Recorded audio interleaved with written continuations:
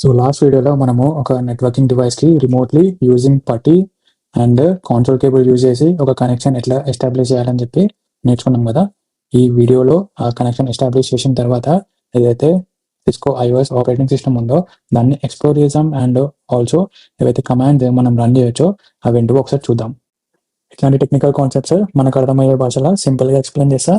Video నచ్చితే like చేయండి and share చేయండి. ఆల్సో ఛానల్ని సబ్స్క్రైబ్ చేసుకోండి సో దట్ నేను ఏమైనా వీడియో అప్లోడ్ చేసినప్పుడు మీకు నోటిఫికేషన్ వస్తుంది.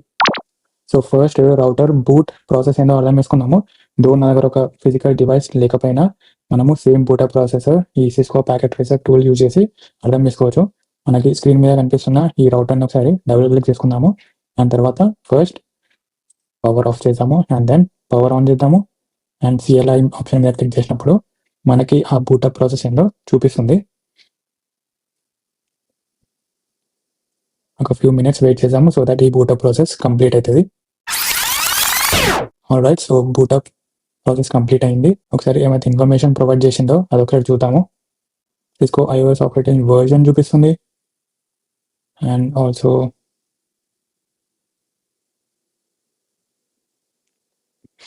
ఈ రౌటర్కి ఎన్ని ఈథర్నెట్ ఇంటర్ఫేసెస్ ఉన్నాయో చూపిస్తుంది. ఫిజికల్ మెమరీ ఎంత అండ్ ఫ్లాష్ మెమరీ ఎంత అనే ఇన్ఫర్మేషన్ ప్రొవైడ్ చేస్తుంది.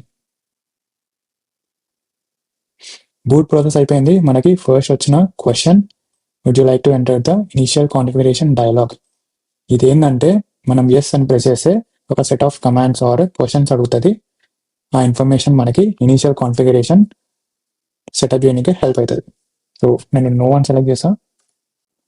కంపెనీస్లో ఉన్న నెట్వర్కింగ్ డివైజెస్కి ఇనిషియల్ కాన్ఫిగరేషన్ ఆల్రెడీ సెటప్ చేసి పెడతారు సో దట్ ఇఫ్ ఏమైనా న్యూ డివైస్ని యాడ్ చేసినప్పుడు ఆ ప్రీబిల్ట్ కాన్ఫిగరేషన్ యూజ్ చేసి ఆ కొత్త డివైస్ని ప్రొవిజన్ చేస్తారు.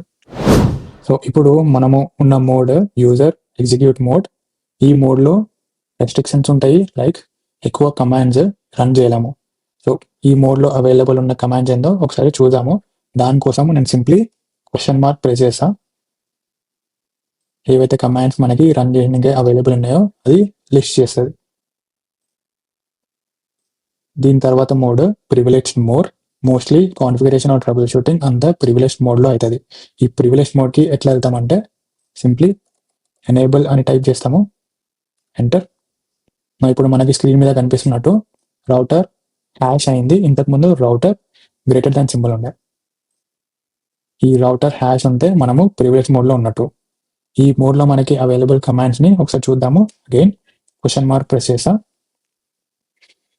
అండ్ ఇప్పుడు చూస్తున్నాం డిఫరెంట్ కమాండ్స్. ఇక్కడ మోర్ అని కనిపిస్తుంది అంటే ఇంకా కమాండ్స్ ఉన్నాయి. దానికోసం నేను సింప్లీ స్పేస్ బార్ క్లిక్ చేస్తా అండ్ మిగతా కమాండ్స్ కూడా లోడ్ అవుతాయి. సో ఇప్పుడు నీకు ఒక పర్టికులర్ కమాండ్ గురించి ఇంకా దాని రిలేటెడ్ కమాండ్స్ ఏందో చూడాలని అనుకుంటున్నాం. అప్పుడు ఏం చేస్తాము, ఫర్ ఎగ్జాంపుల్ షో అనుకో, నేను షో టైప్ చేసి స్పేస్ క్వశ్చన్ మార్క్ టైప్ చేస్తా. సో ఆ షోతో పాటు మిగతా ఆప్షన్స్ ఏం యూజ్ చేయొచ్చు అనేది మనకి చూపిస్తుంది. సో మనం ఇట్లా చూస్తున్నాం కదా, షో AAA, ARP, CDP ఇవన్నీ కమాండ్స్ మనము యూజ్ చేసి ఇన్ఫర్మేషన్ అనేది గ్యాదర్ చేయవచ్చు అనమాట. నెక్స్ట్ వీడియోలో దీనికి కంటిన్యూయేషన్ మోర్ కమాండ్స్ ఎక్స్ప్లోర్ చేద్దాం.